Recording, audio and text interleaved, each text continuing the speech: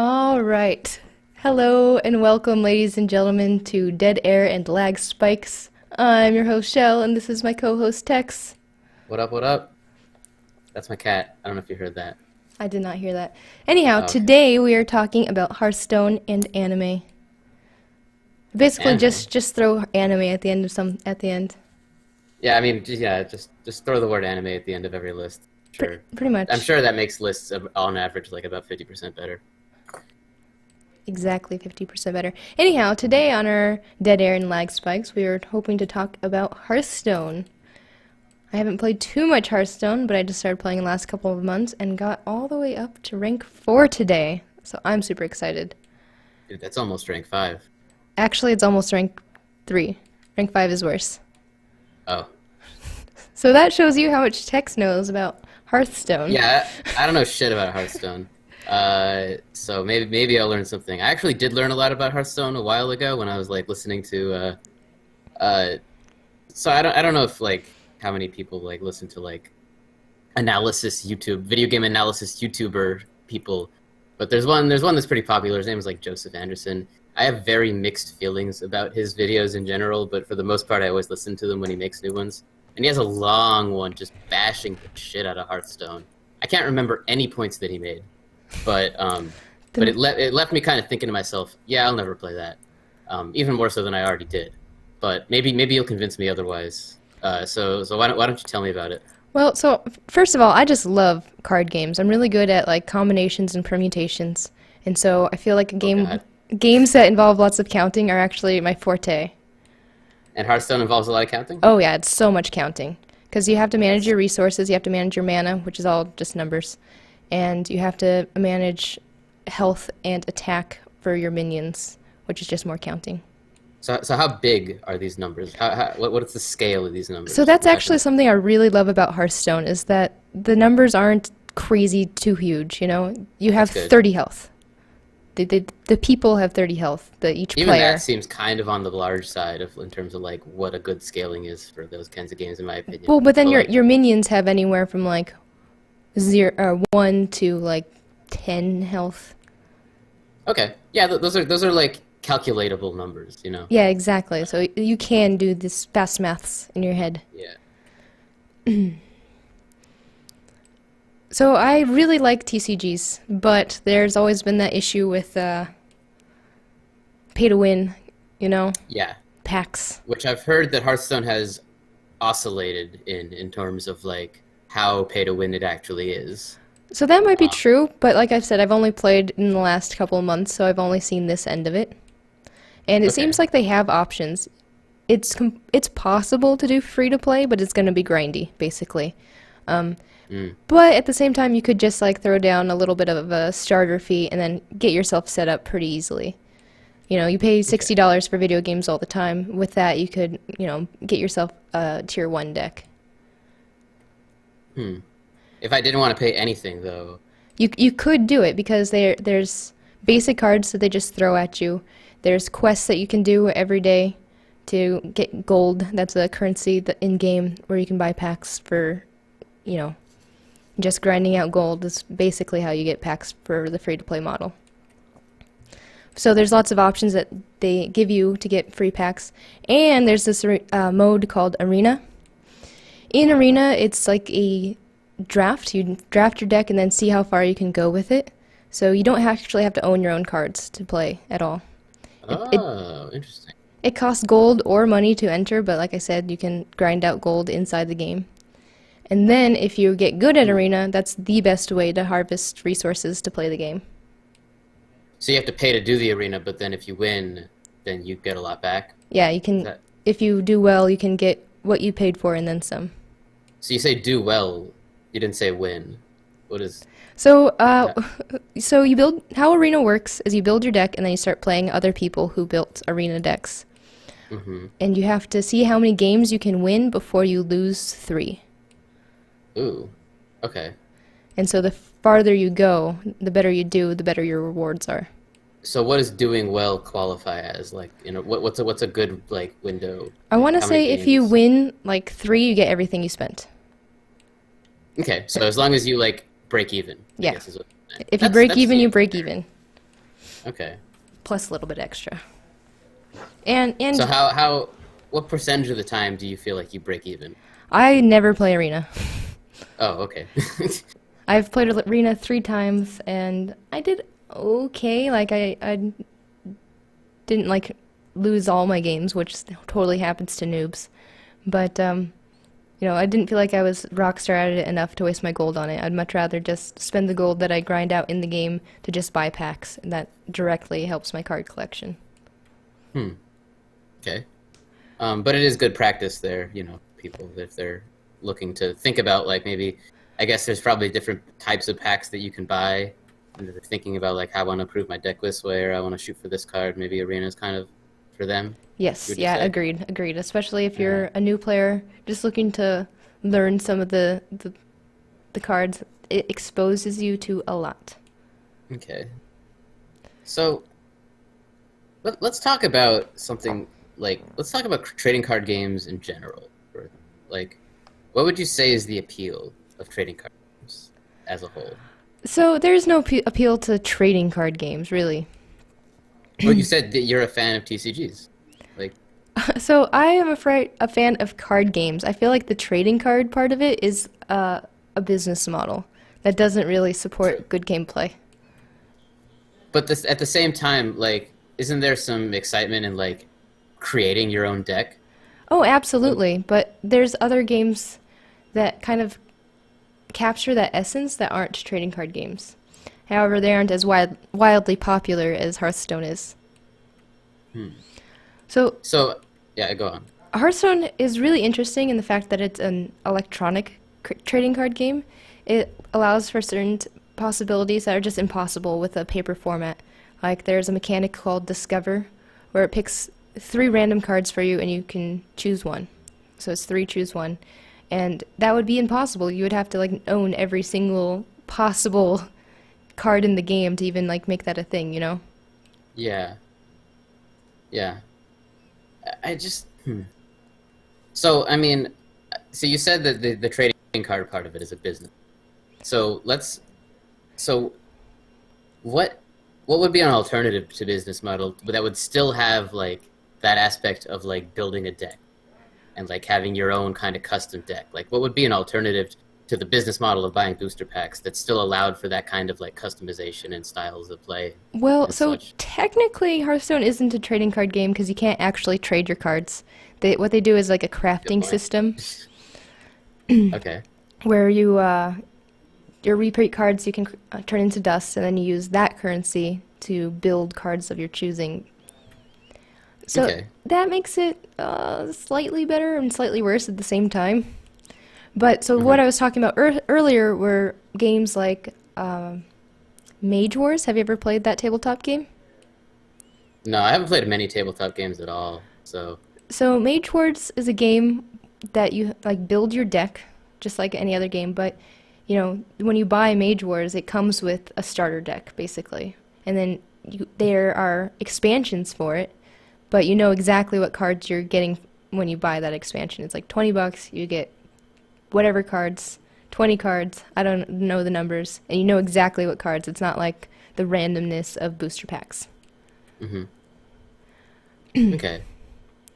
So you've got a game like Hearthstone where you're buying packs, and I mean there's crafting too. Obviously, you have a little more room to like get specific things that you might want than normal.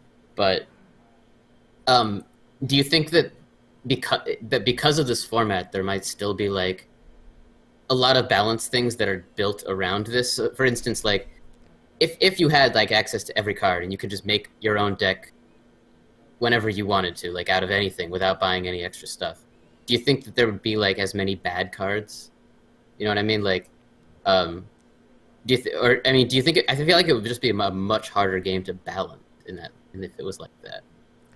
Do you know what I'm trying to say? Yeah, but they could also just release fewer cards with every set. You don't need to release so many. If you only expect a certain number of cards to be in the meta, then just make those cards. You don't have to make trash cards. True. So, I mean, I guess I didn't ask that. How many trash cards are there in this game? Like, what's the balance like, or Um, how does it seem? it honestly seems pretty balanced. Like there Okay. are some commons and budget decks out there, and there's this mode, kind of. There's this thing on the internet that really elite Hearthstone players do that's called the free-to-play challenge, where they will use only free-to-play, and because they're super good at the game already, they can get up to legend using just the free-to-play cards. Okay. So it's entirely possible if you get good, but if you have really powerful cards, it's easier to, Well, rely that on your changed my cards opinion of more it than by your itself. skills. That's even possible. That people can do that. That's pretty cool. That people can do that. That's gone farther towards changing my opinion on this game than anything anyone's ever said on it, actually. Yeah, take the free-to-play challenge. Oh, I won't. But it's that does boost my respect from what I've been hearing. Um, So there are also little tiny solo adventure modes within Hearthstone, and there's one that I'm a huge fan of that just came out with kobolds and catacombs. It's called Dungeon Run. It's basically a deck builder that you don't have to have any cards going into it. You just build your deck as you go and you play against AI. But it's super fun. I love deck builders in tabletop style, and I really felt like they did a good job of capturing those games in the electronic format. okay, cool. So like if you ever played like Dominion or Mage Knight, it's actually kind of a deck builder. Uh, I really need to play more tabletop games, honestly. Like I just haven't played that many at all. Star Realms. Oh, Star Realms is a great beginner deck builder. Okay. So, trying to think of things I want to know about Hearthstone. I don't know. Keep just telling me about Hearthstone. I'll think of questions. Like, what would you want me to know about Hearthstone? I'm rank 4. Did I mention I'm That's rank 4? You did.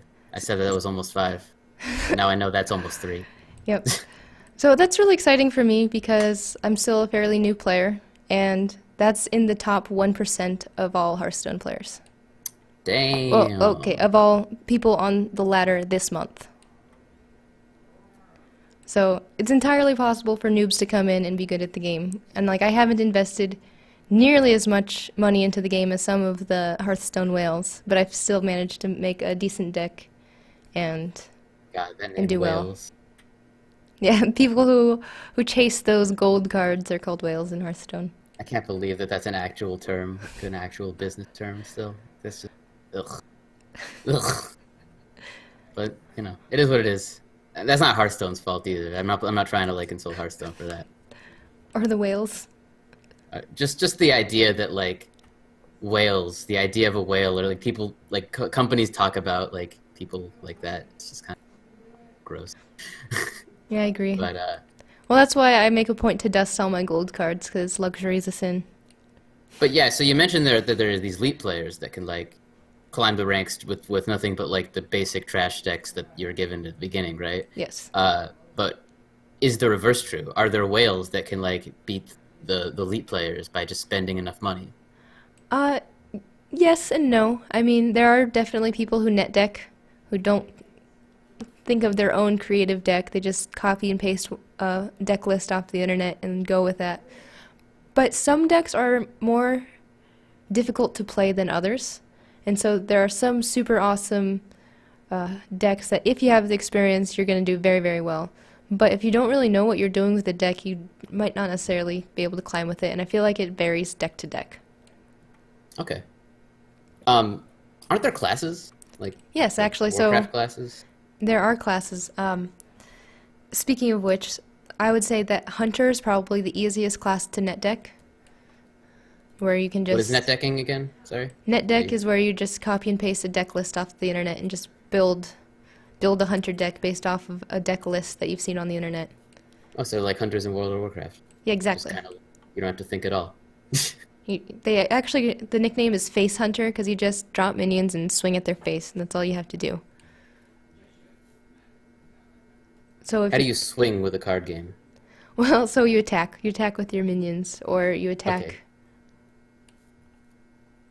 Yeah.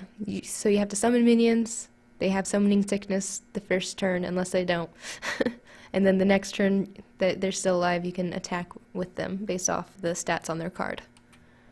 I just realized you should probably tell me like how this game actually works. Like, what's the basic like skeleton format of how this game works? So you attack, you do damage, you're trying to kill like I don't know shit. Have you played Magic?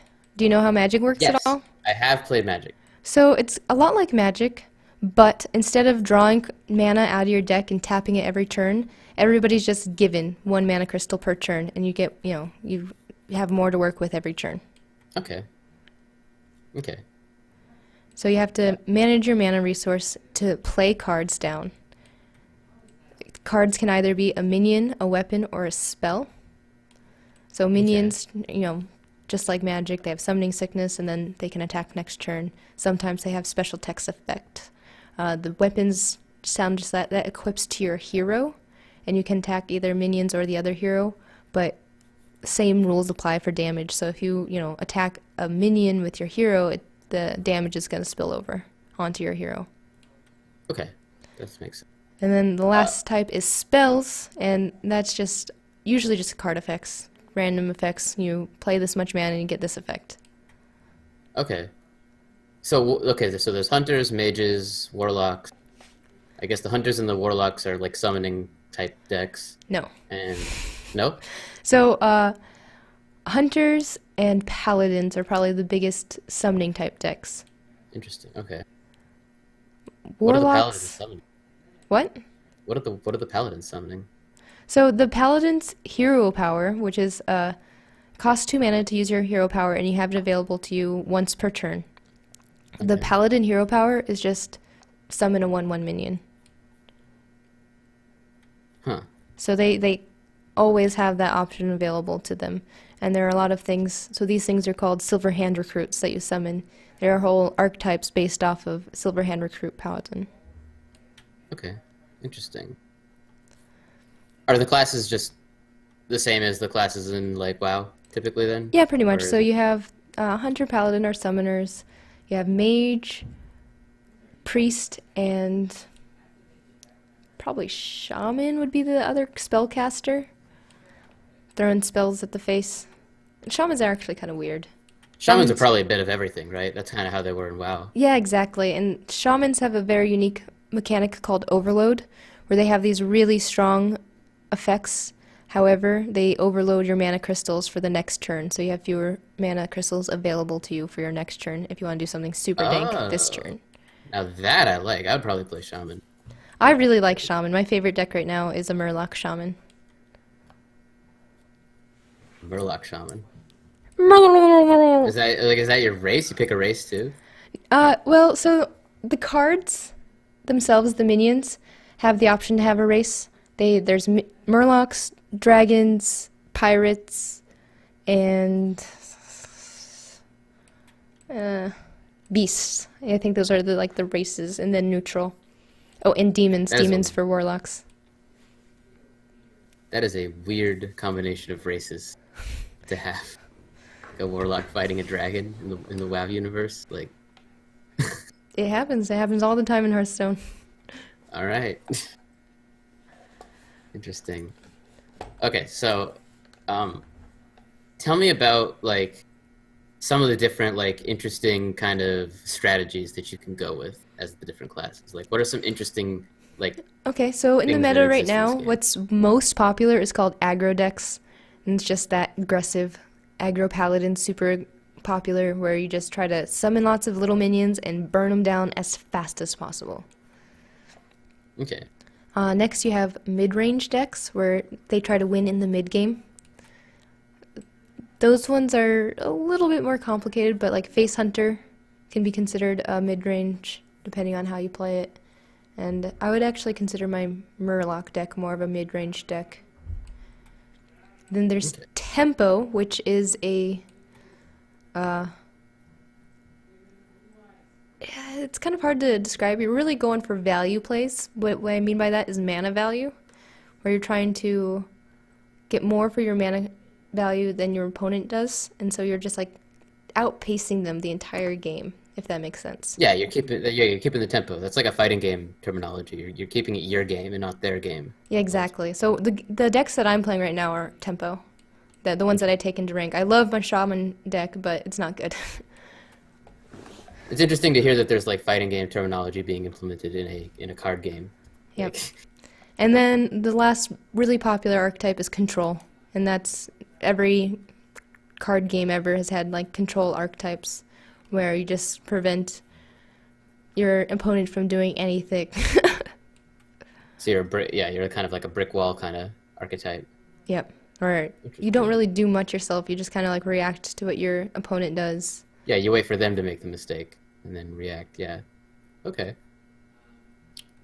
And you said you were more of like a combination of like the tempo and the mid-range types of Yeah, players. absolutely. I love my tempo decks right now. They're just very they're tasty is what they are. When you can like outplay by a tempo play, it feels so damn good. How does it feel to get outplayed by a tempo play? Oh, it feels so shit. So, for Does it? example, like in the mage deck that I'm running, there's this thing called Counterspell. I play the spell down, and they can't see that I've played it. It costs 3 mana, but next time they try to play a spell, it just doesn't work. I counter their spell, right? Hmm. But those are the tastiest plays, because like a lot of people will like keep a shitty spell to just like check for the counterspell, but sometimes you stop a 6 to 8 mana cost spell with your shitty counterspell, and that's all they can do for the whole turn if it's a huge mana cost spell like that. Okay.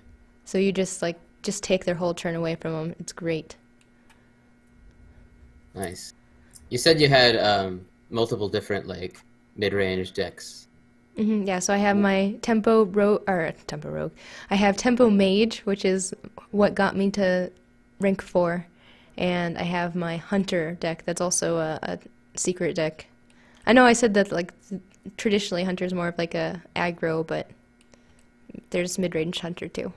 I'm sure there's a range of because you're making your own deck. You pick a hunter, but I'm still not completely sure I understand like by locking into a hunter, what is like restricted like in terms of what you can and can't put into your deck. So there's the hero power that I talked about earlier. That's the Bane thing. And Hmm. then there are certain cards available only to hunters. There are hunter-specific cards that other archetypes don't have access to. Okay. There are also neutral cards that any class can build off the neutral cards. So, what percentage, like in terms of, I'm not asking in terms of how many cards, like how many different unique cards there are, but in terms of what gets used, what you typically see in a hunter deck or like a class deck, is it mostly neutral cards or is it mostly the class specific cards? It's mostly the class-specific cards. Okay. And how many, like, what's the actual proportion of like neutral cards to It class specific? depends. It really depends on what you're playing. Like, there's an archetype right now called Raza Priest, where it's a priest deck, and Raza is actually one of the minions within it. But most of the cards for that deck are priest cards, like the vast majority. But if you're playing something like, Murloc Shaman, the Murlocs are mostly neutral. I think there's only like one Murloc Shaman specific card. Hmm. So it depends deck to deck. Okay. I would say that my Shaman deck is mostly neutrals because most of the Murlocs are neutral. That sounds healthy. That there are builds that use lots of neutral cards, and that there's builds that don't, and I'm sure there's lots of builds that creatively find uses for certain cards that you wouldn't. Yeah, That's what I was looking for is stuff like that. yeah, for sure they have that. There are definitely some niche decks. Oh my goodness, climbing the ladder. Sometimes you see this deck, they're like, this is a brilliant idea. Why isn't anybody else running this deck? That's the kind of shit I like to see. That's the kind of shit I like to see in Dota too, where I just see something that I've never seen before, and I'm like, that I just got memed, but I'm okay with it because I just saw something else that this game is capable of doing that I didn't know before that it could do. That was like that option, you know. Yeah, yeah, and that definitely happens in Hearthstone. Can you tell me like a specific like experience that you had recently that like any stories about that like pertaining to what we're saying there? Like, So just today, I was playing against a warrior. Warriors usually see like a pirate warrior decks, aggro warriors, and ta- quest warrior is also a thing where they're summoning a bunch of taunt minions. But this was something I hadn't seen ever. It was a spiteful summoner warrior deck, where they were just so spiteful summoner is a card where it's a minion and she pulls a spell out of your deck at random and then creates a minion based off of the spell she pulled. So Spiteful Summoner decks usually only run like one, maybe two different spells, so you're guaranteed to get a huge drop. Well, usually you see Spiteful Summoners on like Priest decks, where they have lots of big spells to work with. But for this warrior, he used only the Spellstones, which are 7 drops, which are still pretty big. And then the Spellstone for warrior levels up by using weapons. And so you can have only the Mithril Spellstones in your deck and keep it clean for the summoner, but still be upgrading your Spellstones by using the weapons and having mostly minions in your deck. It was just really unique. Yeah, that sounds interesting. And I wish I understood what you said a little better, but that does sound cool. I think I kind of got most of it. Yeah, well, Spellstones are new to the most recent expansion. It's every class gets their own Spellstone, and you have to do something special to level it up. But it's usually play spells, play a particular type of spell, Like what I use for my Hunter deck, I have to play secret spells to level up my Spellstone. Okay. So to have Spellstones in a deck with no other spells is kind of unique, is I guess what I'm saying. Okay. All right, and so you're saying level up the Spellstones, but that's just something that happens within the game, like game to game. Yeah, so when you draw your Spellstone, it's in your hand, and it does something. Like for Warrior, for example, it gives you a 5/5 Golem. And 5/5 is a huge drop in this game. Well, if you play a weapon, then you get 2 of them. And if you play another weapon, then you get 3 of them when you play that card. Huh. So it has to be in your hand to start leveling up. It can't just like be leveling up while it's chilling in your deck. And so then you just like choose to play it when you're ready to play it. Yeah, sometimes you just have to get it, on the field as soon as possible, and you don't have the time to level it up. Sometimes you get it in your starting hand, and you have the whole game to level it up before you play it. And it's cool that it's in your hand too, because you have to guess that your opponent has it, or like that adds a whole dimension of like trying to think about what your opponent might be doing. And then that counterspell that I mentioned earlier, nothing feels worse than when you get counterspelled on your leveled up Spellstone, because you've invested so many resources into getting that strong. So how do you get counterspelled? Like, well, that's what I was telling you earlier, that as a mage, you set a secret, and it's only 3 mana, and then the next secret that your opponent plays just doesn't go off. Okay. Or I meant spell. The next spell that your opponent plays doesn't go off. Secrets are also spells, though. So yeah, I played a counter spell, and then it was your turn, and then you played your fully loaded Spellstone, nothing would happen. You lose your mana that you invested in trying to play the card, and the actual leveled up Spellstone just disappears. Okay. So that secrets thing is something exclusive to mages, right? It's not exclusive to mages. Counterspell in particular is exclusive to mage, but there are a few classes that get secrets. Hunters use secrets, rogues. Rogues actually just got secrets in the last expansion. Paladins use secrets too. Not all classes get them, but some do. So would you say mages are very like read your opponent kind of based like play styles? Tempo definitely is, but not all mages. Okay. Because I was almost thinking like, oh yeah, mages, they like have to read their opponent like a book. Cool. I don't know. Yeah, there's different archetypes within mage. Yeah, and there should be, right? There should be multiple ways to play every class. Should be more. I feel like the class should be more like the flavor of the game than the play style. Yeah, pretty much. So, for example, mages have Secret Mage, Tempo Mage that I play. There's Big Spell Mage, which is like a control deck. And then there's Exodia Mage, which... Exodia Mage? No, it's just like that. Once you get a certain 5 cards in your hand, you just fucking win the game. Yeah, but here's the thing about Exodia, is it never fucking worked. You never actually got all 5 cards. At least I didn't. Like. Well, that's because you were bad. Alright, yeah, I'll take that. I never really played that much of the game anyway. But I was never under the impression that was like a thing that happened very often. I feel like that's a thing that happens in lots of card games. Once you get this combination, you can just win the game. And Yu-Gi-Oh! Kind of just like nodded to that by making it simple. If you have these 5 cards, you just win the game. Yeah.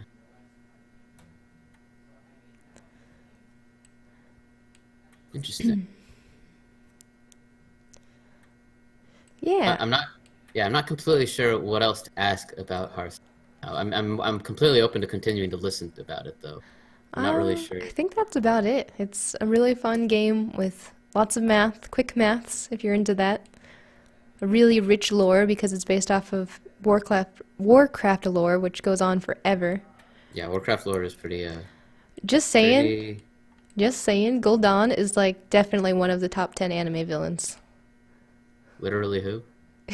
Wait, have you played any of the Warcraft games? World of Warcraft? Yeah, I mean, I played them long ago. Like I don't really remember much of any specificness. Well, Guldan Warcraft. is like the main villain that you fight forever.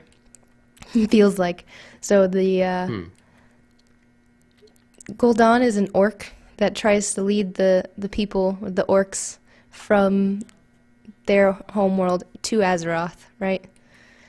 And so he's uses fell magic to do that. But fell magic like is death magic basically, where you have to sacrifice life in order to get your magic going, right? Oh. Uh-huh. And so Gul'dan basically kills the orc homeworld with his magic and then tries to move all the orcs to Azeroth. But while they're in that process, the orcs decide like, oh shit, this guy's actually evil and kind of like revolt against him. But it's too late. He's too strong. And he goes all anime on them forever. Nice. No, Yeah, all I remember about the lore is the dragons. I just remember the dragons being like the coolest fucking dragons ever. the dragons are pretty fucking cool. I actually have a dragon priest deck that I really like. It's not very meta, but I like dragons. Yeah, Warcraft might actually have the coolest dragons, I think. In any fantasy thing that I'm aware of. That's my opinion. I don't know. Actually, I'm gonna have to agree with you on that. Yeah. There are some really there's so many different types of dragons, and especially in the Legion dragons. Ysera, oh my gosh, Ysera's like the best. She's the master of the dream world. Yeah. I don't remember much about the dragons actually. Now that I think about it, I just remember that the dragons were really fucking cool and that they were intelligent and that I don't remember much else about them. I'm thinking about it. I do remember something about that dream world though. I know there were some instances in WoW that were really cool because of that. They are. You should like honestly, it's so much to talk about. WoW lore. Yeah, I remember I would spend entire days just like reading that wiki page. That Just, like, feel about stuff. when there's never gonna be another Warcraft movie. Was I never saw the first one. Was it that bad? No, it was really good. I liked it. Like, so it wasn't a good movie. It wasn't, it was, well, so I mean, it was no like La La Land. It wasn't any Oscar nominated movie or any of that shit. But it was a really campy, wonderfully done flick that did the lore justice. Was it just like the original kind of story, like the original Warcraft? Exactly, yeah. It's just Okay. original Warcraft 1 lore.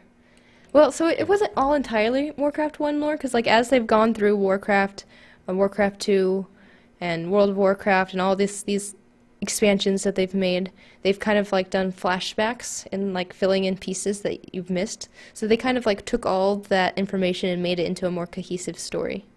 Okay. I remember Warcraft 3 was like the climax. There was like a big fight in an area with a big tree, and like the humans and the orcs were like fighting together and stuff. God, my memory's shit. Yeah, against Gul'dan. Yeah. Oh, that was Guldan. All right. All right. It's always Gul'dan. He's It's still always fucking the villain in Legion, damn. right? Seriously? Yeah, that's why I'm What? saying he's like top 10 anime villains. That kind of is top 10 anime villains, isn't it? For sure. I think when you were explaining that for a second, I thought of another Hearthstone question I wanted to ask, but now I can't remember it. Damn. Well. Yeah, yeah, it sounds like a pretty cool card game. I gotta give it that. Like, I still don't have any interest in it, just because I guess I just don't want to play another game that I'm going to, like, play all the fucking time and never put down. Like, not never put down, but never stop playing. Like, 'cause it's always a game that you could just boot up Yeah, for 15 minutes and then put away. definitely. It definitely has a bad case of that. And I know that because appeals to a lot of people, but to me, that's actually just terrifying. Because, yeah, nah. I don't I, even play mobile games for that reason. I can definitely see that. And you know what? You can get Hearthstone on your phone, so technically. I know you can. I know. I mean, I didn't know your phone. I know it was. I guess I had to assume that. I knew it was on like tablets. I always see people playing it on their tablets. Are tablets even still a thing? Do people still play? Yeah, Is tablet? tablets are a thing. I guess. I feel like tablets ended up being kind of a fad that's kind of like ending. Maybe I'm wrong about that. I don't see that many people using tablets anymore. I'll be honest. My dad used to use his, but I don't see many people. I'll be honest. well, at least you're honest. Yeah, come to think of it, I probably am in like a little bit of a bubble too in terms of the people that I see. So maybe my observation that tablets are a fad is unwarranted. Speaking of fads, Yeah. have you seen that Tide Pod challenge? Oh yeah, dude. Totally. I ate Tide Pod. I just had a bunch of Tide Pods before I found this. Like, Oh Jesus. man, I watched a video about like physically what happens when you eat a Tide Pod, and it gave me the worst Okay. the worst You have to cringe. you have to tell me about it now because I purposefully didn't read about it, but now I want to hear. All right, so there's two basic types of pot laundry detergent. There's the alkaline kind, which are basic. And so what those do is they basically lyse your cells. They just rip your cells open and kill them. And then when that cell dies, it exposes more cells to rip open and kill. And so your throat just dies from the inside out, and all the slough and dead esophagus fills up your lungs and you choke to death. The other option is that it's acidic and it burns your esophagus in the same like not the same way, because like the basic one is definitely more gnarly because it looks like death. Oh my gosh, it looks, I can't even describe it to you. It just So you looks. didn't just read about it. You looked at this. You like saw Yeah, pictures. yeah, no, I told you it was a video Oh God. about like the medical explanation as to what's happening. I kind of want to watch this. I kind of don't want to watch this, but I kind of want to watch this. We'll have to link it in the description because it's very informative. Well, the second option is that it burns you to death, basically. Because if it's an acidic solution, it just, it's Like, it's okay, acid down your throat. And I feel like that's like most people can like realize what that does. But that makes sense. Yeah. the basic one's definitely more gnarly, more metal. So I mean, how many? Who started this fucking challenge? I don't know. Like, and did that person 4chan. die? No, it was probably just like some fucking internet troll. Just trolling. Oh, Tide Pod challenge. It looks like candy or whatever. And then Okay, so stupid teenagers, majority of them being males and the majority of them being white. Just saying statistics. speaking of statistics, though, what is the probability that you actually die when you eat one of these? It depends on how fast they get you to the hospital. If they don't get you to the hospital. 100% chance you will die. Okay. Like the case study that I was watching, he only survived because they were able to shove a breathing tube down his throat fast enough, and he had to eat through, intravenously for a while, and he will never fully recover. Never fully recover. He will Jesus. never fully recover. He'll have Oh my permanent God. damage in his body. He ate 3 of them. What? Oh my God. So the thing is, he didn't actually eat them. He just like bit down on them, but that's just enough. Because once it like squirts into your mouth, like it's a chemical reaction, and it just starts instantaneously. And so Yeah. the first natural reaction is to start coughing, and then that aspirates it and puts it deeper into your lungs and causes more issues. Oh my God. How is this how is this a meme? I don't understand. Like, how does this happen? Well, so first I thought it was just a meme, just trolls being trolls. Like, oh yeah, go kill yourself, go eat laundry detergent. I just Go thought it kill was, yourself. yeah, I just thought it was trolls being trolls. But there's been like 80 kids who have been hospitalized. Something stupid. Yeah. I've heard of like famous YouTubers doing it too. Like, I don't. All that I haven't heard. Most of what I've read, it's been kids. Gen, what are they called? Gen Zers.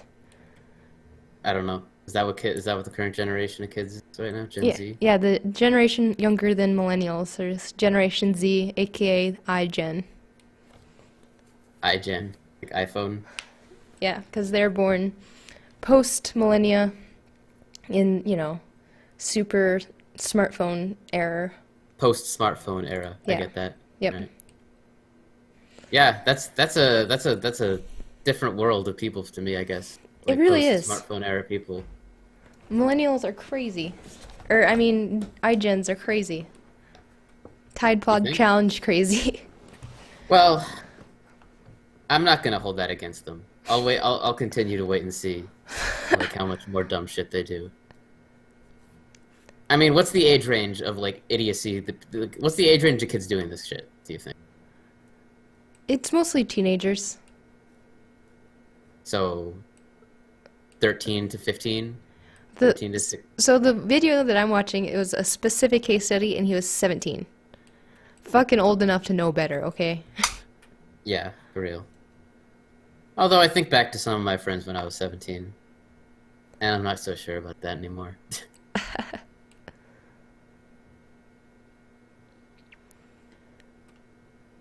So were there any animes that you have in mind that you'd like to talk about this week? Anime.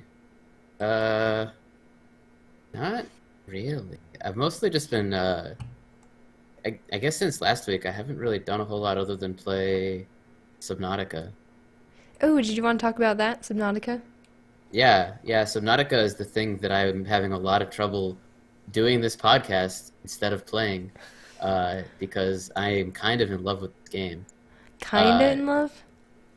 I haven't gotten that far into it yet, What but, What's your single most favorite thing about this game? uh, it's not any one thing. It's just the whole experience. But maybe I should just talk about like what it is. All right, Um, walk me through it. What is Subnautica? so Subnautica is this interesting kind of combination of like a survival game, a la I guess Don't Starve or dare I say it, No Man's Sky, crossed with like a Metroidvania, and I really do mean that. It's a Metroidvania in a lot of strange ways because first of all, there is a story and like a win condition, like there is, and the story itself actually might be my favorite thing about it. It's the story is actually super intriguing and fascinating, and the world is fascinating, and I'll mention more about that maybe in a little bit, but yeah, so. Yeah, and also the world is not randomly generated. It's actually like all kind of pre-made. Like the entire world, all the biomes, everything is like handcrafted and meant to be explored in a specific way after you've acquired specific things. Does that make sense? Yeah, it Like the does. whole game is all about going deeper and deeper, deeper, and it gets scarier the deeper you go. There's like a legitimate like horror aspect to this game that I don't think could exist. I mean, that is very natural feeling. It's not like horror in the sense that they're trying to scare you. It's like you're naturally scared because being underwater as a human in this crazy world is just terror. You know, Hmm. like I heard recently from someone that like humans actually know less about like we know less about like our oceans than we do about space. Yep. Do you know if that's true? Yeah, we know less about the surface of underneath our oceans than we do about the surface of Venus. Yeah, and Subnautica plays on that fear of the unknown in a way that I just never seen anything else do. Like the game actually is not punishing at all for death. I'm never worried about dying, but I'm worried anyway. I don't really know what I'm worried about. Maybe I'm worried about my ships breaking because I had to make those. I'm not really sure what happens when they get destroyed. I guess I just have to make another one. But like, yeah, and the world is fascinating. So basically, the story is like really in depth. There's a lot going on. You're an engineer working on this uh, freighter ship, I guess, or this ship that's on its way to like the farthest reaches of like what human space is. This is like hundreds of years in the future, and humans have like gone off Earth and they've started to colonize other solar systems. And it's all kind of strange in the sense that it's like trans government, and the entire universe is like run by these two corporations. which is I don't really know why they're going that direction with it, but there's a very strange like capitalist kind of situation going on in that game that I don't really know why that's there. But anyway, Well, maybe they're um, trying to parallel our own reality to so they can, give some social commentary. I don't really. I guess I just don't feel like this game would have any social commentary that didn't directly pertain to your experience as a player while you're playing the game. And I have yet to see like what that has to do with me being on this planet stranded yet.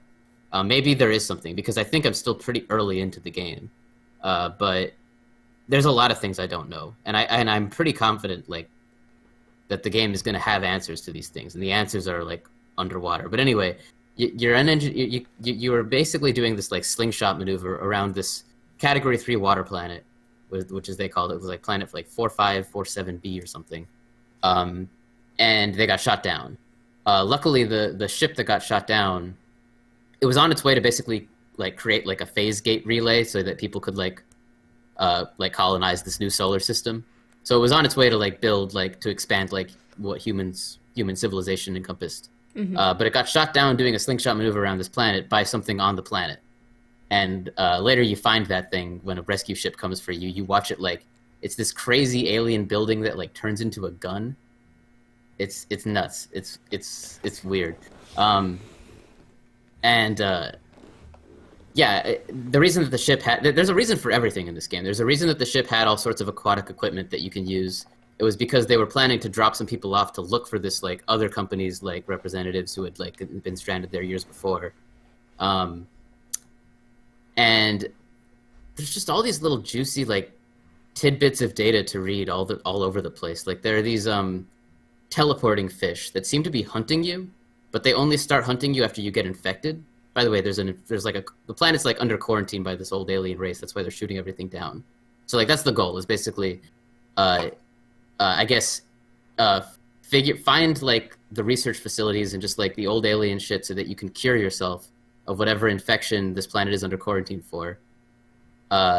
Build an escape ship, disable the defense systems that are shooting everything down that tries to leave or enter, and then get off. That's what I'm guessing is the goal. And you have these clues that you can use to find. You have clues as to where like all of the alien facilities are that you might want to explore to like towards these goals. But the clues basically boil down to you got to go deeper, man.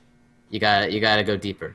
Like I think the maximum depth that I've gone so far is 300 meters, but like one of the clues is telling me to go down to like 1,200 meters. Oh damn! So like there's still a ways to go, and it gets darker and scarier and weirder like the farther down you go. I don't know. It's pretty cool. The progression is great. The atmosphere is amazing, and I just want to know. I want to know what's going on. I want to know like what the story is, and that's pretty cool to pair with like a survival game. It's a lot of fun. That's all you had to say to that? Yeah. So, like, I know you make fun of me for being a nerd and being all about this counting and permutations, but I don't. Do I? Didn't you? Anyhow, Eh. I don't like playing video games for the story. There. No? There, I said it. There, Well, you said it. because I like stories. I think that there are way better mediums to tell stories, you know? Like, some of these really popular games that have come out, I'm just like, I would rather have just watched a movie. I Like feel what? like, well, like the Give me an example. BioShock games, like Final agree with you. Fantasy. Well, I mean, okay, the original BioShock was like doing a great job of that, like using its medium as like a way to tell like a more impactful story up until like after the plot twist, and then it went to shit. The Final Fantasy games, I do not recommend to people in general. I have a hard time saying that because I love the Final Fantasy games as a kid, but like they don't hold up in terms of like. Right, But so yeah, I I mean, never played them as a kid, but I had so many people telling me that I'd like them because, let's be honest, I'm kind of a weeb. So I had so many people tell me that I would like them that I tried them out, and I just could not finish 9. Because they're like, yeah, 9's the best. Just play 9. Nine's the best. Who the hell told you nine's the best? Or maybe, yeah, was it 9? I don't remember. Everyone says seven's the best, and I don't even know which one's the best, to be honest. Maybe it was I mean, I 7? think 10 is probably like the most nostalgic for me, but I think everyone hates 10, so. But yeah, it was didn't have very good gameplay mechanics. The story was meh. I can see how like little boys loved it in the 90s, but I just didn't care for the story either. And I think maybe I'll agree with you that in general, I think that games have a much harder time. I think that it's a lot harder to take advantage of the potential that games have as like a storytelling medium. That very few games have really done a good job of it. Very few games have like told like it's not that many games have told good stories in they have, but I think very few games have told stories that needed to be games, like that needed the medium to be a game. You like know. Amnesia. Oh God, I love Amnesia. See, there's a good example of why I like Subnautica. Amnesia's kind of along the same lines. Like it would not, and Subnautica maybe I've overblown the story just a little bit. Like the story is not the like shining like that's not the like the central feature of the game, but it adds a layer of intrigue to like the survival and like the progression that I just love. I just can't get enough of it. Like I want to see. It's an exploration thing. Like the you want to go deeper just to see everything, and the fact that there are like answers to these questions down there too just makes it even. It's just more. It's just you know what I mean. There's More. Yeah, I get that. And I actually really like resource games and building games. So, like you mentioned, it is a survival game. A survival game that I've played recently is Ark. yeah. Okay, tell me about Ark. So, actually, Ark's like, kind of a lot like Subnautica. Because I looked into Subnautica when you were recommending it to me, but I just never got it. But you find resources, gather resources, and you build better and better stuff until you can eventually take on these mysterious forces that are around the island. And by exploring the island, you like find out where these things are. Everyone spawns kind of like on the edge of the island, and then like as you go deeper into the island, things get scarier and scarier. There's bigger and badder monsters. That does sound a lot like Subnautica. I did not know. I haven't looked actually into much of this game at all. Now that I think about it, I thought it was more of a multiplayer like DayZ thing almost. Well, so the thing about Ark is that it is multiplayer, and usually there's a bunch of people on a single server, and it becomes like PvP in a certain way. But I wasn't really into that, and so my husband and I built like a private server that was, we actually did kind of do more exploring and trying to build up to take on the harder monsters within the island. But if you play Ark on a public server, it just becomes an interesting social experiment, actually. People form tribes, and there's always an alpha tribe on every island that basically dominates all the resources and can even force you into labor. Because Oh wow. you can build like cages and shackles and shit in the game too. Huh. That sounds pretty cool. That's interesting. Is there an end game? Is there a not end game? Is there like a win condition? Can you like win the game? Uh, so the baddest monsters on the islands are called the Guardians, and to beat the game is to beat all 3 of the Guardians. Okay. Is there a reward for beating them, or is it just that the game like ends and says you win? Basically, the game just ends and says you win. But so, Okay. like, the only reason why I know that's the end game because I was looking at the achievements, and the last achievements is like I've beat all the Guardians, but for some reason, and it's just like dot dot dot. You kind of get invested into your own little world. Like, I am a huge fan of the building component. Oh my gosh, it's so open-ended in the building. It's great because I particularly liked building the houses, and like I don't know, I was the resident sim player, just Gotcha. building huge elaborate houses just because I don't know, I was that person growing up playing Sims. I never actually played the Sims. I just rosebud the hell out of the money system to build these really Rosebud. awesome. Yeah, that was the secret in Sims to give you money was rosebud. Hmm. I never played The Sims. But yeah, I would give myself like infinite money and then just build sweet houses. Okay. Cool. Oh, and Roller Coaster Tycoon, same sort of ideas. So, use Yeah, your yeah. resources to build dank things, dank roller So coasters. so Subnautica you build a lot too. I want to sorry, I'm gonna like bring this back to Subnautica for a second. Yeah, please do. Like, but it's all the building that you're doing is all like a means to like just get deeper, right? So the vehicles are interesting. I know the vehicles don't sound like their bases, but there's this one vehicle called the Cyclops, which is this giant submarine that you build. Um, and it's basically a mobile base. You can dock other smaller vehicles inside of it. You can build different structures inside of it. You can make it into a mobile base, but it is very fragile. It moves very slowly, and you kind of have to build one because another major vehicle is the prawn suit, which is this like mech suit that sinks, and it can jump, but it can't jump that high. So the fact that it sinks means you kind of need to bring the Cyclops around, the submarine around with you, so that you can like actually deploy it as like a thing that you can use to explore, because it's one of the only ways to defend yourself. Oh yeah, I never said this, but like you can't really kill anything in Subnautica. Like part of the story of the game is that there's no like weapons are just banned in general for like civil like humanity. Like that you can build a knife, but that's it. There's actually like no way to kill any of the larger enemies. You just have to avoid them and be scared of them, or like find ways to manipulate them, or like drop decoy things for them. But anyway, the reason I'm bringing all this up is like you've got this mobile base that can be destroyed. It can like flood. It can light on fire, and you have to be very careful with it. You can if you like change direction too fast or like move too fast, you'll like cause fish around you, if they're around you, to be, like become aggressive, and like you just gotta I don't know, it's a very unique kind of progression, because you're basically like bringing around your submarine and then building these tiny little bases, like kind of like makeshift things, as deeper and deeper down as you go. At least that's what my plan is. That's how I'm going to be doing it. I'm going to build a lot of mini bases Yeah, and these that's scanner that's rooms. very similar to how Ark works too.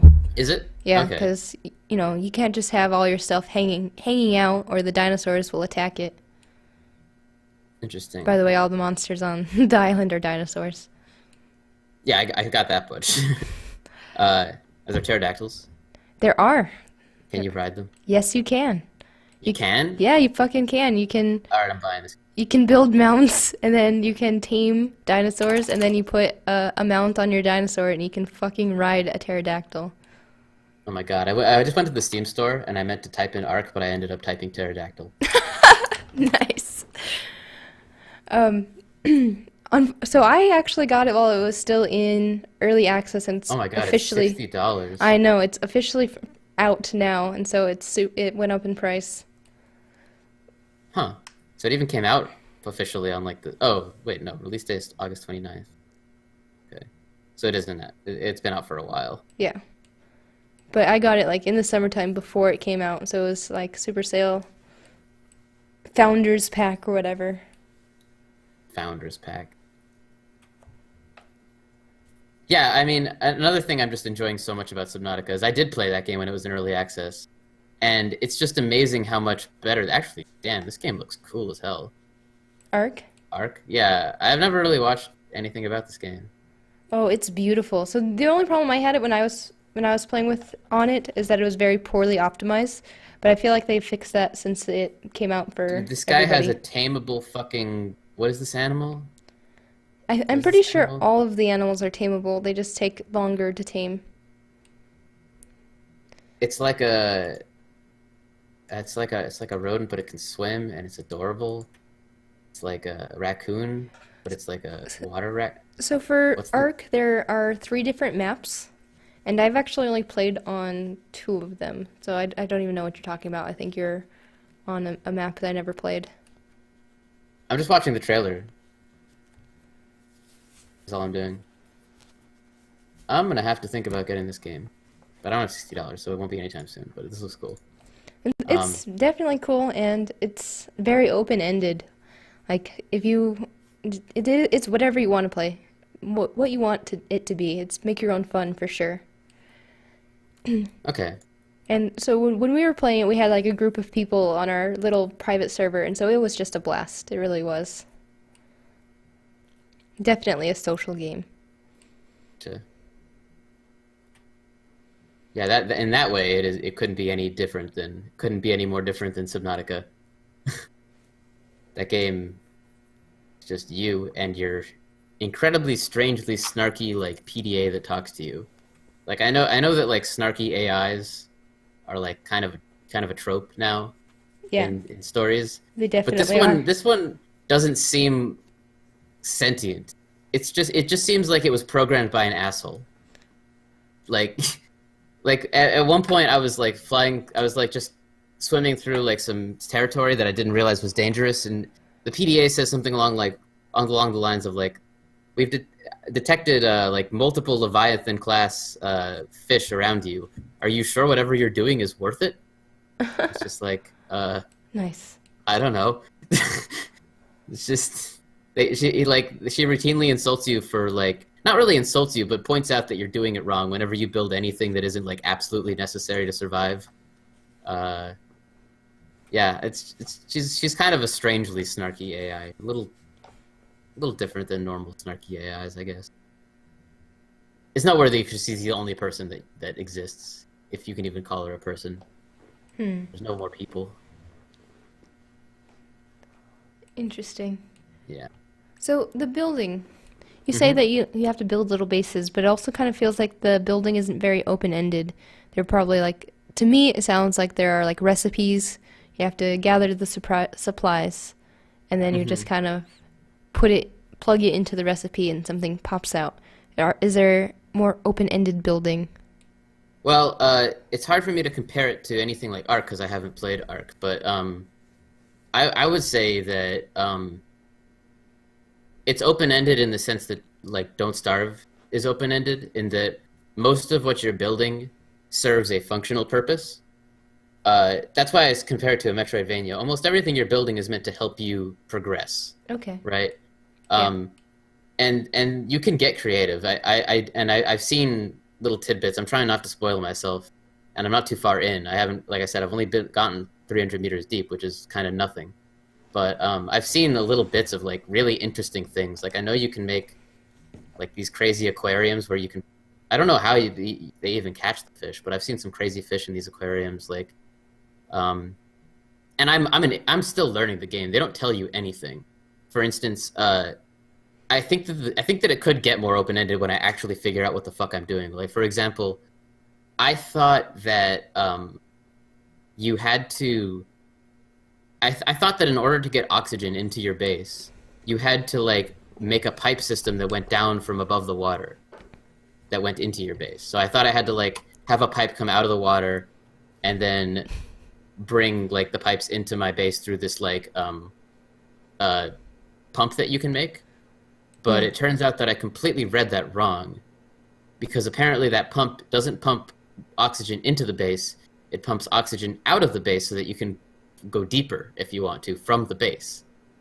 So all you need is power in your base to actually build it, which means like that plan I was telling you, like I'm gonna like bring the submarine around with my Mm-hmm. prawn suit, and I'm gonna make bases like little mini bases with scanning rooms that I can scan for like interesting things while I go further and further down. This is a plan that I kind of just came up with today. I haven't actually done it yet, uh, because once I learned that I'm an idiot and you don't actually have to like make a bunch of pipes that go down from the surface, that kind of changed everything. That made the game.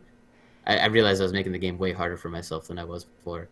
Yeah. But yeah, I mean, to answer your question, I have a feeling that it's not that open ended compared to like the building in Ark or like in. Let me ask you this actually: how close is the building in Ark to the building in say?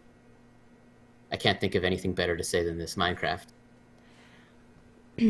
I would say that they are comparable.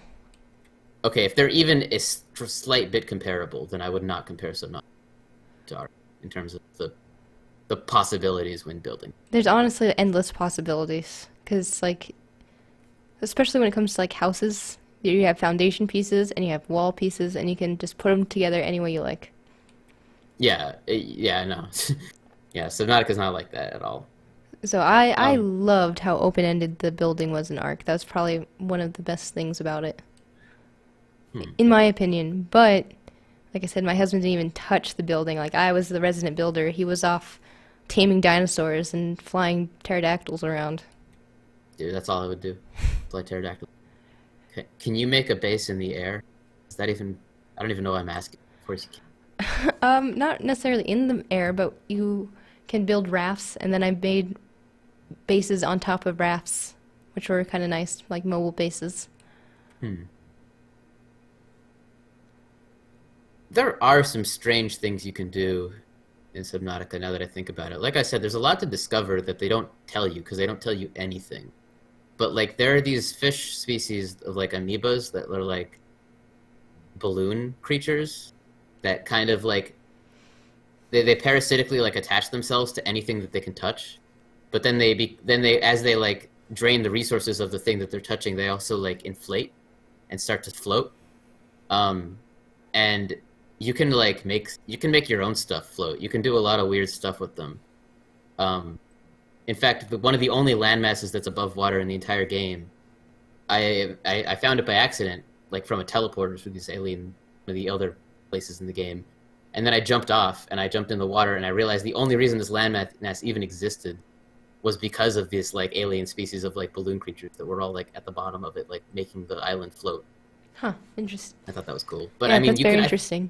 I think you can like float parts of your base. You can do weird things in terms of like building your base with these things. I don't know what I would do, but I feel like there's definitely intentional possibilities there. Yeah, that definitely adds another dimension of depth. Hmm. Like there's a lot of things that seem potentially exploitable that I just haven't figured out yet. But what they show you in terms of like what base pieces are available to build, like yeah, you've got your big circular room, you've got your tube room, you've got your tube room that can transition into other circular rooms. You can put windows on it. Yeah. Okay, you can make an observatory room. It's like very much kind of like Lego connect the room Yeah. kind of situation. Okay, that's kind of what I was more expecting, Hmm. but it definitely sounds interesting, especially the exploring aspect of it. I definitely have grown to appreciate open world games more, especially because Breath of the Wild. Yeah, actually, now that you mentioned Breath of the Wild, that's a game that I hadn't considered comparing Subnautica to, but I think is actually definitely something you should compare Subnautica to, especially in terms of the map. Because Subnautica goes even farther than Breath of the Wild. You know how Breath of the Wild has a map, right? But Yeah. the map isn't helpful. It's not really something that you can help yourself with. It's really just something that you place markers down on, Yeah. like to show yourself like places of interest. Hmm. Subnautica goes one step further by just not even having a map at all. You have a compass, but you have to build it for yourself that goes into your HUD. And the only thing you have to help yourself find your way around in this game is you can craft beacons and drop the beacons. I just always carry beacons around with me now.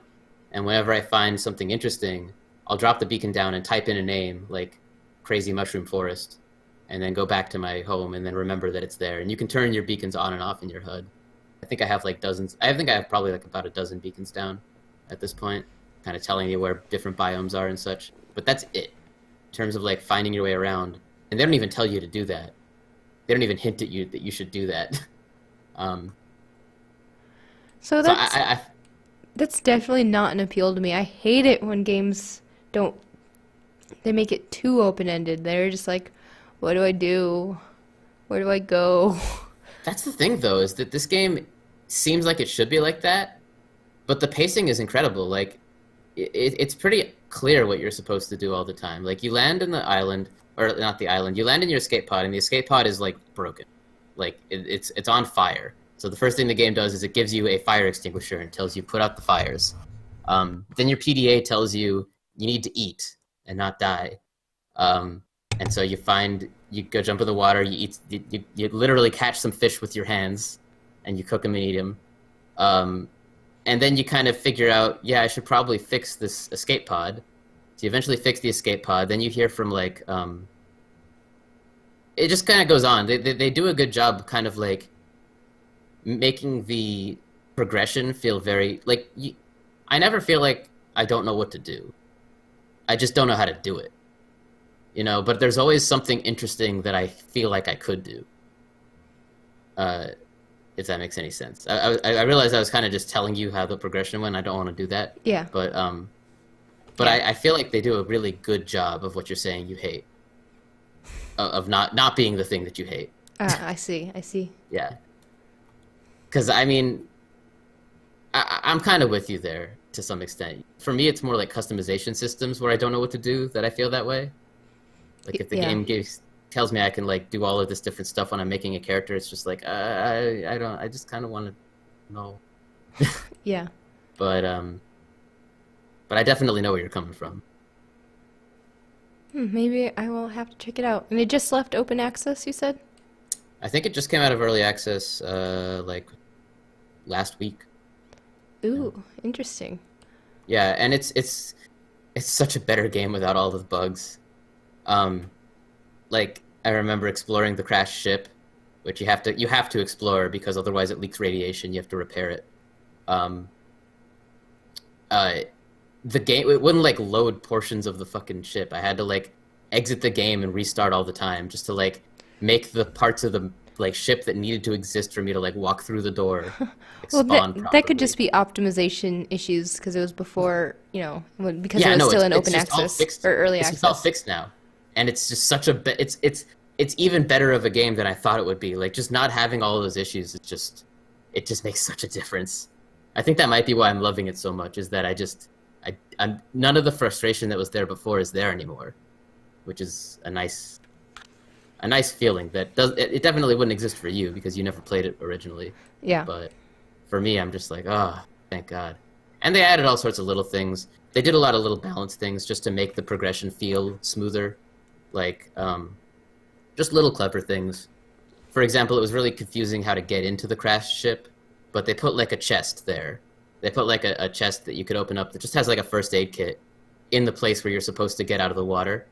And I'm just like, that was nice of them. That was a good idea. Yeah. Like it It's like doesn't look over like here, it's dummy. trying to. Yeah, exactly. It's an over here dummy thing, and it's just nice to know the developers were thinking really hard about like how to steer the player without actually trying to like take control away from.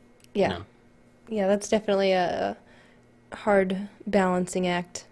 hmm And it's something that if I notice, I tend to really respect because it's so hard to do that kind of thing, and it's nerve wracking as a developer. Like you're planning all this stuff, but how do you know it's going to work? How do you know this is actually going to do the job you want it to do? You really don't.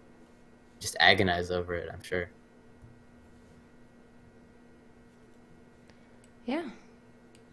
It sounds like a very interesting game. I'll definitely have to check it out now that it's out of open access. hmm Yeah, I want to play Celeste. Have you heard of that game? I, it sounds familiar, but I couldn't tell you what it's about off the top of my head. It's Tell me just an about it. indie platformer, but I've heard really good things about it. It Oh, just came then out. I love me some platformers. Do you? Oh, yeah. I love Oh, platformers. okay. I didn't know that about you actually.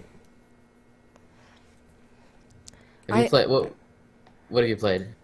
Give me some faves. well, like every Mario game that's ever come out. Sure. Uh, uh, does Bit Trip Runner count as a platformer? It's like a rhythm platformer. Debatable. I'll give it to you, but I don't. I'm not. Fucking love I'm that not. game. I know. It's great. Yeah, it's a good game. I'm not sure I'd call it a platformer. It's more. I mean, the debate is really not like whether it's a rhythm game or a platformer. It's really like is a runner game platformer. I'm not sure. I'm not sure. Like they both involve platforming for sure, but I think what I think of as a traditional platformer is something where I can style, where I can like jump around in a way that is me, whereas a runner game like Bit Trip is like forcing you to do specific things. You know what I mean? Not at So, all. Because I feel like no. platformers are all about like getting the timing of the level. Mm, I don't know. I mean, like take Mario Odyssey for instance. Like that game is all about like adding as many style points to the jumping as you can, just like doing it your way, like jumping around and just feeling like an That's acrobat. that's true, but I kind of felt like that was the beauty of Odyssey. But there's other games that do that. besides Odyssey. Like, have you heard of Dust Force? No. That's what maybe check out if you like that. Dust Um, Force? Dust Force. It's an indie platformer. Um, yeah, it's that's a good one. Of course, there's Meat Boy. Oh yeah. Yeah. Have you played Meat Boy? I have. You had me play it. Oh yeah, I did. I forgot about that. That was lots of fun. I definitely enjoyed that, but I haven't played it since.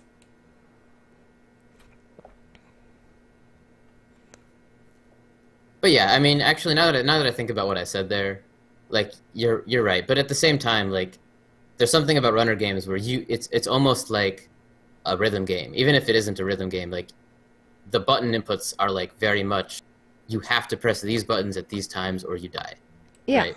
Yeah, absolutely. Um, whereas platformers, there are segments of platformers that are really intense that are kind of like that. But in general, like if you want to go left and you're supposed to go right, you can do that and not die. You know what I mean? It's I see what you're coming from. They're definitely different, but they're similar at the same time. And I feel like games could be considered one or the other or both. sure, yeah. I mean, it's a spectrum for sure. Yeah. I'm becoming a way harsher critic of 2D platformers than I thought I ever would be. Actually, like one of the indie platformers that everyone, not everyone, but seems to be get a lot of attention and people like is Electronic Super Joy. So I bought that when it was on sale, and I just was like, "This is just trash." This game, I've never played a platformer before and thought it was trash, and I don't think that Electronic Super Joy is particularly trash compared to the others. It just didn't do anything to impress me, which I guess they need to do now. Like I don't know, I've played so many of them at this point. I love them too much. I think that's the problem. You're like, Also, I hate platformers that make you do pixel perfect shit. Sorry, I interrupted you, but oh, no, it's fine. bothers me. Pixel perfect? What do you mean by that? Like where you literally have like based on your character's movement. Like let's say there's a pit that I need to jump over, and like Ah, there's a yes. 1 pixel like error window for you to make this jump, where you have to leave it at this exact frame just to like land like within like on the threshold to not fall off the edge of the other Yeah, side. that shit's annoying. That just feels like buggy and bad programming. It just feels like it's not fun. It's just not fun. It's not the kind of thing that I enjoy in a platformer. I can agree with that, for sure. Yeah. Like it's kind of strange because have you heard of I Want to Be the Guy? I am the guy. What are you talking about? You haven't heard of I Want to Be the Guy? No, I haven't. It's a joke game. It's a series of games made by this guy, which are just meant to kill you. Like things just are meant to kill you. It's meant to be bullshit. It's kind of just a big joke game. It's Oh, made. do you know, I have heard of that game, actually. I saw a Yeah, YouTube video on it. that game is practically nothing but pixel perfect jumps, and just stupid bullshit happening all the time. Even after you make a pixel perfect jump, an apple will fall on your head and kill you, and then you'll figure out how to avoid the apple, and the apple will go up instead of down just to kill you again, just as a joke. Like Yeah. the guy who made that, Solgren, I think is his name, made his own. He actually like came out with his own game, like made out of his own assets, like a legit game called Wings of V, which actually is it is probably the hardest game I've ever played, platformer wise, but it's actually pretty fair It's actually in a fair. weird. You just have to memorize the entire. No, what I mean is that it's not super pixel perfect. It's incredibly difficult, but it does avoid that aspect of difficulty in these games. So I was able to play through it without BC putting it down. I tend to just like when the game asks me to do like 2 pixel perfect things in a row, I just never play the game again. I'm just done with that. Like I just don't care. But I never put Wings of V down, so that's saying something about it, I think. But yeah, Dust Force definitely is what I would recommend above everything else. Dust Force. Oh, I'll have to check it out. I love me some good platforming games. Hmm. And it's on Steam, I assume. Yeah, I don't know what else it's on, if anything. Good, good. Yeah, Dust Force. Don't expect to finish it, by the way. Like, Ever? it's. I think that when I was playing it, I think only like 6 people had beaten the final level. What? Okay. Yeah. So you have to remember that my hands are literally retarded. And there's a certain amount of difficulty that I just like will not tolerate. You have a controller, right, to play it on? Yeah, I do. Well, I have Oh. my Pro controller for Nintendo, the Nintendo Pro controller. Mm-hmm. I have a Bluetooth adapter for that. Yeah. Oh, yeah. I was doing that. I was playing that way for a while. My controller broke though when I was playing Dark Souls. Uh-huh. How did that happen, Text? I don't want to talk about it.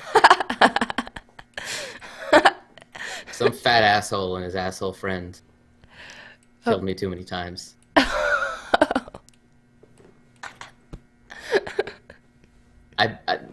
I'll admit it. I'll just admit it to the podcast. Ornstein and Smoke caused me to break a controller and a headset. In And rage. a headset. Yes, one boss fight cost me about $150 in peripherals. I got so angry at that. Nice. Yeah, I have I don't think I've never ever been that been. angry at anything in my entire life. Do you know what? I am going to be playing Dark Souls for the first time when it comes out this May. Have fun. Yeah, I mean, you should talk to Eric actually about because I messaged him in a rage during that. I typed a whole bunch of words very fast. Maybe it's still on the internet somewhere. Maybe I don't know how you get those old Steam logs, but maybe you can. I'm sure they'd be pretty funny to look on. So, can you like describe to me exactly what happened in this boss? Like, Ornstein and Smo? what was so frustrating? Uh, so many things. Where do I start? Jeez. The camera is the biggest issue with it. The game's camera does not work well enough. It's not snappy enough. It's not good enough at dealing with what's going on, which is that you're fighting 2 people at the same time that have different attack patterns that you have to manage separately.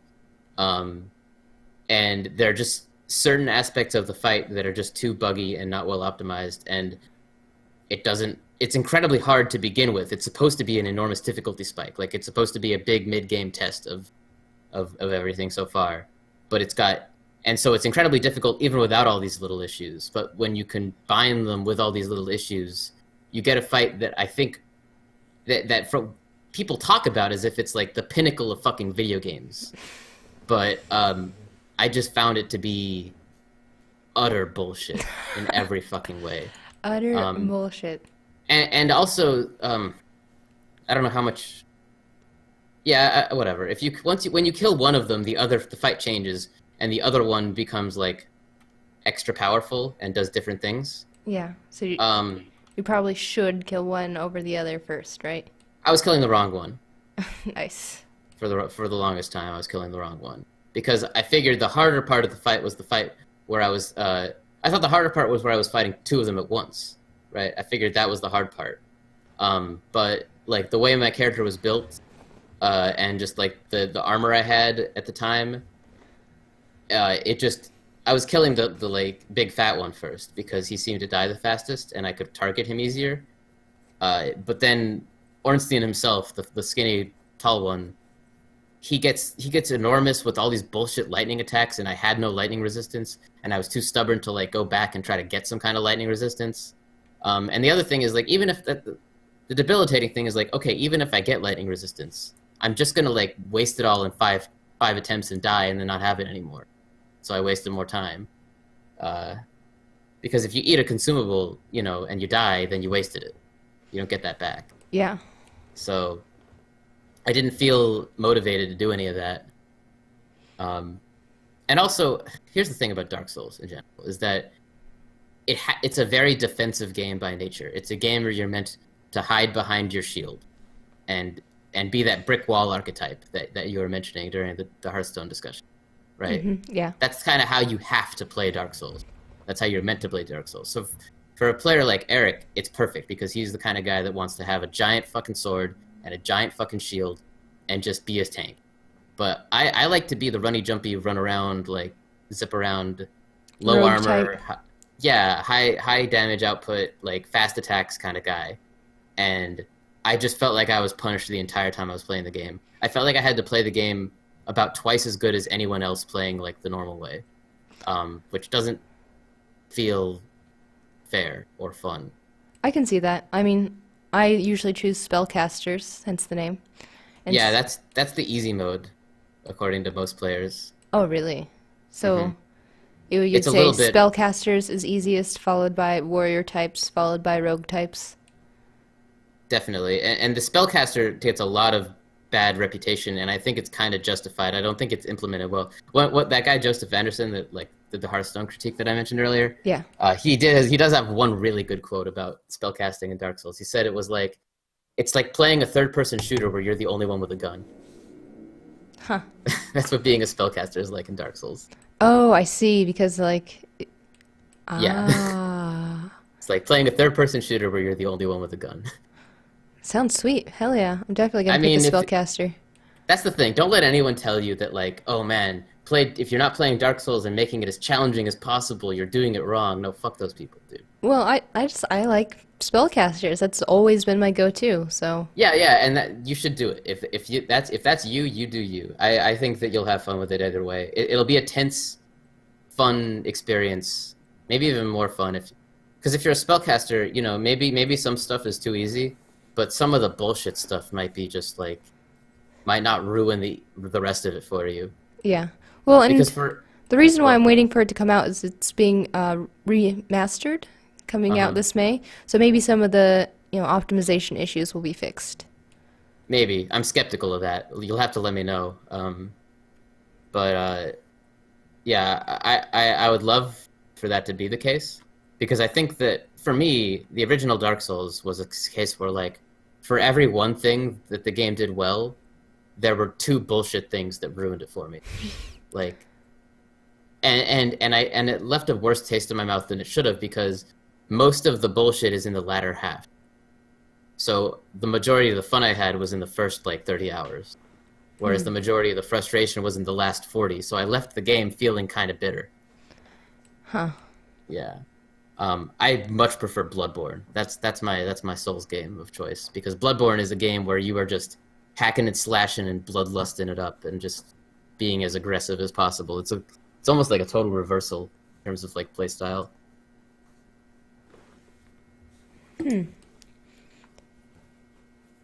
I've heard of Bloodborne, but I haven't actually played that either. Yeah, it's a PS4 game, That so would be why. yeah. I would love to see it ported somewhere else because yeah, I love Bloodborne just because of its aesthetic. It's got this like really cool Victorian era like Lovecraftian Ooh, kind of story to it. ooh. Yeah. You just said one of my special words. Yeah, no, and this game goes like deep into like Lovecraft stuff. There's like a Shoggoth, like a they go into like a lot of detail with everything if you like look for it. Um, Nice. yeah, there's some really cool stuff. Like actually, so Dark Souls has souls, Yeah. right? And like humanity. Humanity is Yep. like the big thing. Uh, but Bloodborne has insight, which is basically you gain insight whenever you kill a boss or like see certain things, and it's basically like knowledge, right? And you Hmm. know how in like the Lovecraft stories, like the more knowledge your character, the more knowledge people get of like the old ones and stuff, like the more crazy they go, Yeah. right? Yeah, Like that's they're true. unreliable narrators that just like lose their minds eventually. Yep. That's exactly how Bloodborne is. Like as a game from a gameplay thing, you gain this number called insight, and that lets you see things that you wouldn't have normally, and it changes the game. Like Oh. it's yeah. The more insight you get, like the harder it gets in certain ways. The more stuff you see that you wouldn't see otherwise, and I think you need a certain amount to progress. Uh, yeah, it does a lot of things. It's a really cool like It's like narrative gameplay thing. stay woke. Yeah, yeah. Like the doll, there's this like talking doll that like levels up your stats for you and stuff. And when you first run into it, it's just a doll. Like it's just kind of on its side, just kind of like a doll. Once you kill the first boss and get some insight, and then go back to the doll, that's when the doll comes to life. Nice. That's cool. Yeah, yeah, it is really cool. Um, yeah, You get red pilled and you start seeing some shit. That's yeah, what you're telling me? you get woke. No, it's exactly what you said. It's good. It's good. That sounds really interesting. Hmm. That also Yeah, seems like it would have some replayability too. Things that you might have yeah, missed with definitely. certain levels of insight. Yeah, and there's a status effect called frenzy, which it fills up as a meter, and when it fills up all the way, you like your character like goes kind of crazy, and you see like blood jump out, like fly out of his head, and he like collapses on the ground. And I think the idea there is that um, you're being forced, your brain is being forced to process information that it cannot process as a human. And as you gain more insight, your resistance to frenzy lowers. That's the main way that the game gets harder. Frenzy becomes like a bigger and bigger issue as you like progress through the game. Interesting. Yeah, yeah. I don't know. Bloodborne is just totally more my thing than Dark Souls. I'd love to say I'd say I'd love to see a sequel to it, but I'd also just love to see another thing like Bloodborne, where they do another game, kind of in that Souls style, but make it its own thing, rather than just a sequel to Dark Souls. You know? Yeah, yeah, I definitely understand. Hmm. Honestly, I'm only playing Dark Souls because it's become such a meme. It is really a meme, isn't it? It is such a fucking meme.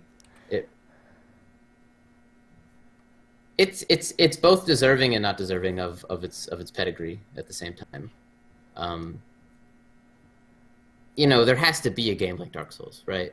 Like a game that you can easily compare to every other fucking game in existence. Uh, I The don't know Dark why. Souls of shooters. I don't know why it got The to that Dark point. Souls of card games. The Dark Souls of fighting games. Jesus Christ, yeah. The Dark But Souls of insert game type here. the frustrating thing is that most of those comparisons are actually pretty valid. The It's Dark just Souls that of platformers. it's just the reason that they're valid is because Dark Souls itself is not. It's a very video gamey game. It's not like a revolutionary thing. It takes like a lot of the best aspects of a lot of other games and puts them together. So when people say that it's the Dark Souls of stuff, like no, it's Dark Souls copied this other thing, and then this game is like that thing. Yeah, It's not like Dark Souls. I can see that. But Yeah, Dark Souls becomes such a meme that yeah. It's a feedback loop of like comparing things to Dark Souls to the that's point where Dark exactly what Souls it is. That, is now the center of the galaxy, even if it wasn't before. yep. 6 degrees away from Dark Souls. Yeah. Seriously, what can't you compare to Dark Souls? Name a single thing that I can't say is the Dark Souls of something. Tetris. It's the Dark Souls of puzzle games. Ah, shit. If you lose in Tetris, you have to start all over. It's a I don't know. Then what about like, I don't know, Bust a Move? That's also Dude, kind of the Dark Souls of puzzle games. All puzzle games are Dark the Dark Souls. Souls of puzzle games. Dude, Dark Souls is the Tetris of bust a move. I don't know what I just said. Dark Souls is such the Tetris of Bust a Move. I'd unironically say that Don't Starve is the Dark Souls of survival games. Uh, but what isn't the Dark Souls of something? Do you know Oh what? my god, I hate the one where people say like Mario is the fucking Dark Souls of like Odyssey is the Dark Souls of Mario games because if you fucking die you lose coins. What the What? What? I think maybe I heard someone now that I said Oh. that it sounds so stupid that I wonder if I actually heard this I don't correctly. think you actually heard it. What I heard was that Breath of the Wild was the Dark Souls of Zelda games. Because That is again, that's kind of true, but also I can see how it's true with like the way that your weapons degrade and if you can actually like run out of weapons and be fucked and have to go back. well not only the weapon the weapons themselves are a lot like Dark Souls in the sense that it's very like you have types of weapons with animations that you have to get used to, Yeah. wind up and stuff and attack. But the thing is, Range like, and more than any other game, Dark Souls is built off of like the Zelda format to begin with. Is Dark Souls is like almost a Zelda game to start. you're saying that Dark So Souls is the Zelda of Dark Souls. that's exactly what I'm saying. That's actually literally exactly what I'm saying. But so like the reason that people say Breath of the Wild is the Dark Souls of Zelda games is because Breath of the Wild looked at the best things that Dark Souls did and tried to modernize itself by taking something that, taking this, because Dark Souls was kind of a unique take on the Zelda format. So Zelda took that unique take and integrated it, I don't know. like they should have. Because I haven't quite played Dark Souls yet. Although I have watched a lot of it be played, so I didn't Yeah, know like most of these I'm mechanics. yeah.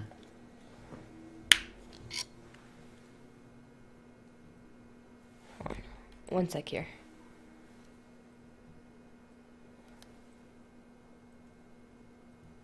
Oh gosh, my allergies have been so bad. Alright, I'm back. The real question is,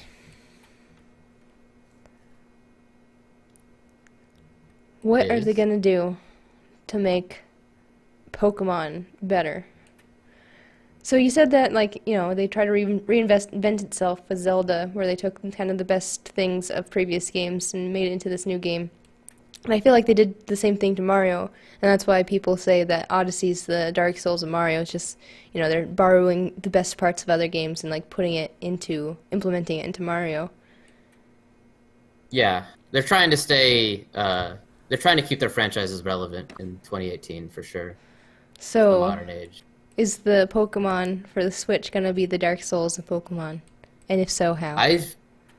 I don't know. I know what you mean by that. I don't think we're actually even talking about Dark Souls of anything anymore.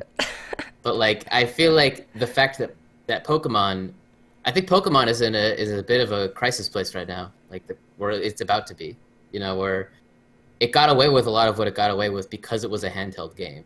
But now that it can also be like a home console game, I don't know. Like this format of like pick an attack out of 4 attacks and just watch the same thing happen.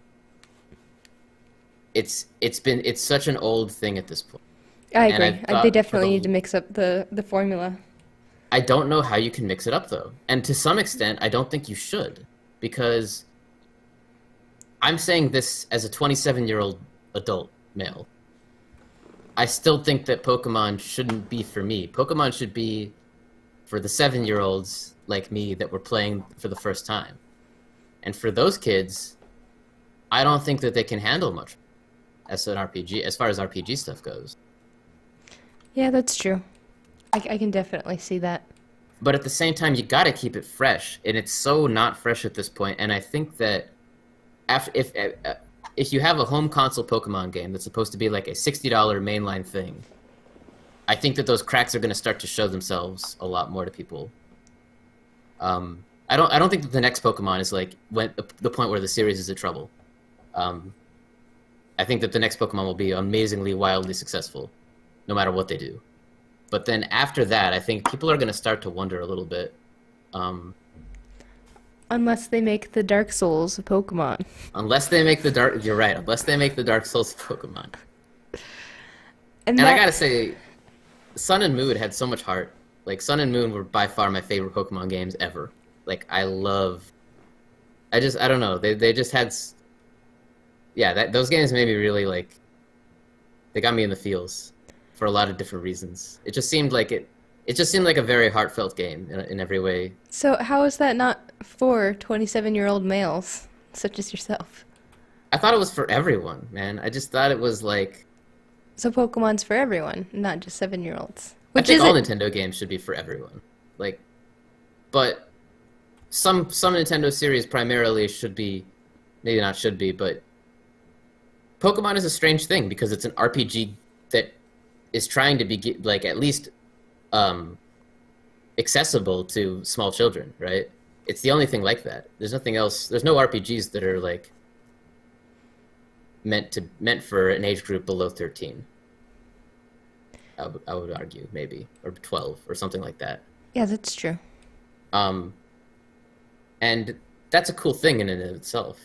So, like, and Nintendo is cool in a lot of ways. Like, did you notice in Odyssey how like in previous Nintendo games they would like highlight text if they were like having you read the story, they would like highlight keywords, which I'm sure was really helpful for kids because they're not reading as carefully as they should be. So to highlight specific words is going to keep their like it's gonna like further their understanding of the story and subsequently further their engagement, even if the kids don't realize that's what's going on. And in Odyssey, they like went a step further by like having like emojis of the characters being referenced like show up in the text. Did you notice that? Yeah, I did. I thought that was like such a Nintendo brilliant thing to do, to like take this idea of an emoji and use it to like aid in like, because it's meant that's there for little kids to like read, to like understand the story better and be able to read the text better. And I'd remember like Pokemon was the first like real reading thing that I ever did. Like I that was the first thing where I like really challenged myself to read, to enjoy something as a kid. So I don't know. I don't even know what I'm talking about.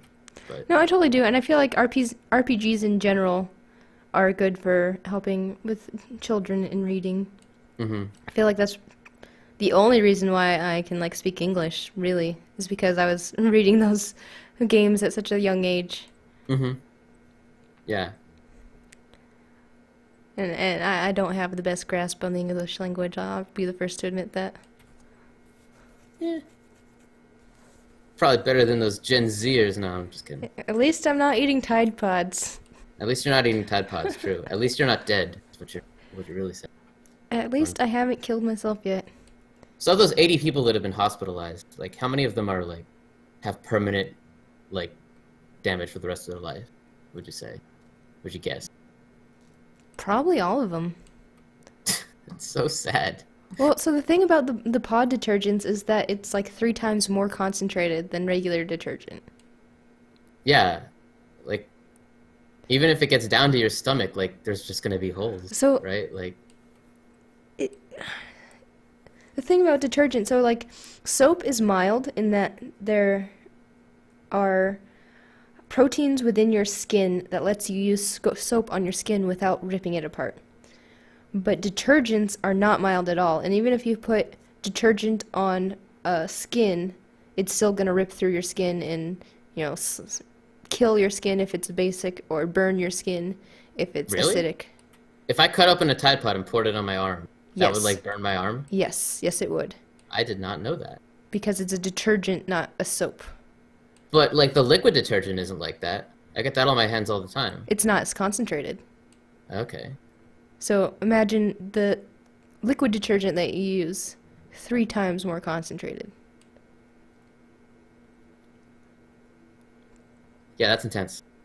And so that's not something to put a pizza topping, kids. It's not. And the lining of your esophagus, your nose, and your eyes, it doesn't have the same proteins in it as your skin does.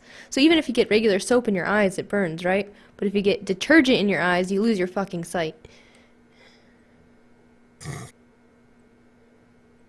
Oh my god. Yeah. I got soap in my eyes a month ago, and it was miserable. I can't even imagine. Well, I guess I can. You literally just lose your vision. Just fucking for the rest of your life. Just don't put laundry detergent in your mouth. It doesn't belong there. Nope. Don't do it. Or do it, and then Tide will cleanse the gene pool as well as your clothes. Damn. That's deep. That's too deep for me. Maybe that was their plan all along. Maybe. How far in are we, by the way? How many minutes are we? Oh lad. About 90. 90? Yeah, now's a good time to wind it down and call it a stream if you want to. Cool. Yeah, I kind of just want to play more Subnautica. Okay, sounds good. I think we've had a productive conversation talking about Yeah, Hearthstone and Subnautica and Ark and the Dark Souls of every game. yeah. I feel like these podcasts. It's been taking us a while to like get in the rhythm of the talking, but But it's, after like 30 or 40 minutes, we get pretty entertaining, I think. I think so too. And it's only episode 2. We have so much further to go. But we Yeah. appreciate all the support that we get from our viewers. Yep. So, guys, thank you all for watching. I appreciate it all. You can see our Twitters beneath our names if you want updates of when the podcasts are going to be. And release of the podcasts on YouTube will also be through these Twitters. So, follow us on Twitter if you're into that sort of thing. And just another thank you for watching. And special thank you to lurkers and subscribers and listeners. You're all very much appreciated. Don't you forget it. Peace, y'all. All right. Yep. Have a good night. And until next time, peace. And then Joey leaves.